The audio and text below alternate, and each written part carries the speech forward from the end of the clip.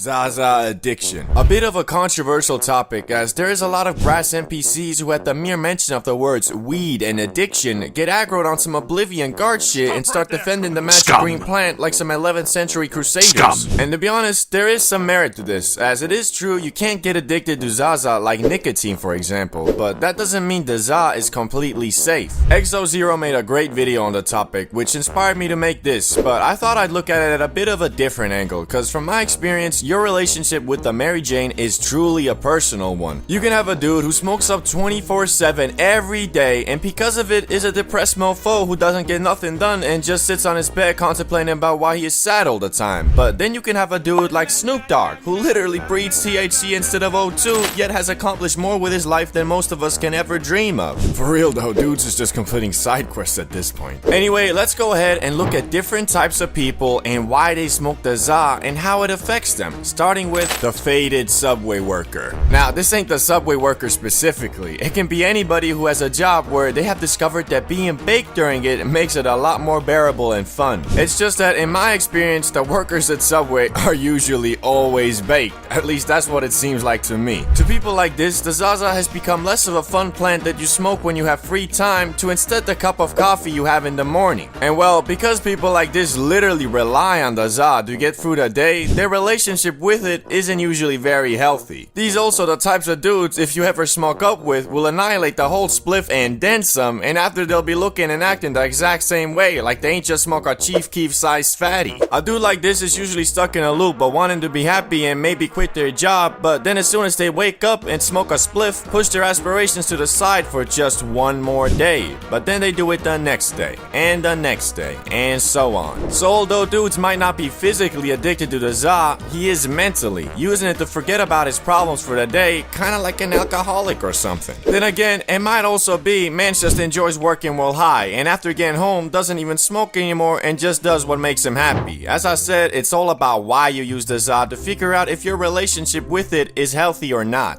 Cause this next dude definitely doesn't use it to forget about his problems, and he is the creative dude or artist. I think one thing we can all agree on, whether you think the Za is addictive or not, is that when you high, you tend to be more creative. Now, that doesn't mean that's automatically a good thing, cause a lot of times that creativity just means thinking about something very deeply and never actually taking it any further than that. For real though, sometimes I'll be smoking up and I'll be turned into a Greek philosopher out here contemplating the very fabric of the universe. And if you're an artist of any sort and you can actually take these high thoughts and express them through something real, you can see where smoking up every day can become not such a bad thing. Obviously, your lungs will still feel the damage, but compared to the last dude on the list who on top of that suffers from a lack of motivation and low-key depression, this dude is not that bad off. But it's not all sunshine and rainbows either, as Za laziness or zaziness is still a real problem. Although I'm not an artist and just make YouTube videos, I often do them while high, so I can confidently say sometimes when I get a great idea and try to bring it to reality and it doesn't turn out how I imagined it, I get kinda demotivated and just give up for a while. And when I'm not baked, I might not feel as confident and excited about my ideas, but regardless, I still finish them and do what I gotta do. But with the Za, it can make me overanalyze things quite a bit, to the point I might think myself out of a solid thought or plan. But I'm guessing not everyone has this debuff, cause I mean, you look at a mofo like Snoop Dogg, and it'll get you second guessing if smoking grass is the key to success.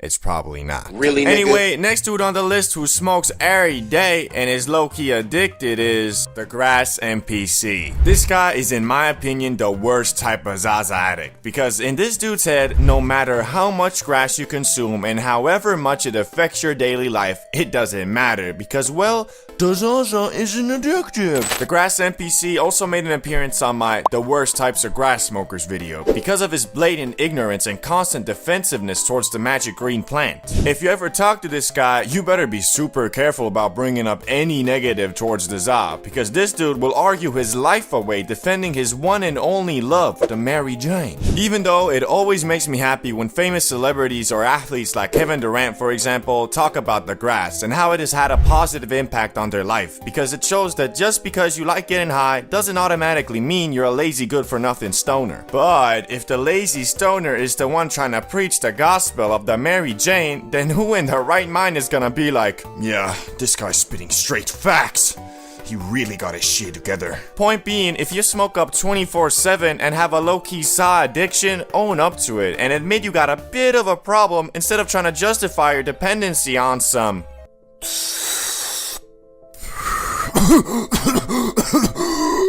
Bro, that's like your 5th spliff. You sure that's a good idea?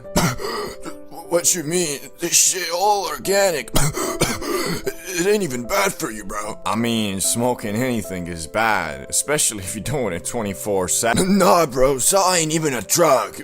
You really should do your research. Here, I sent you an article about the positives of smoking grass. Okay. What's this? What you sent me? It's just some research talking about all the negatives of smoking grass.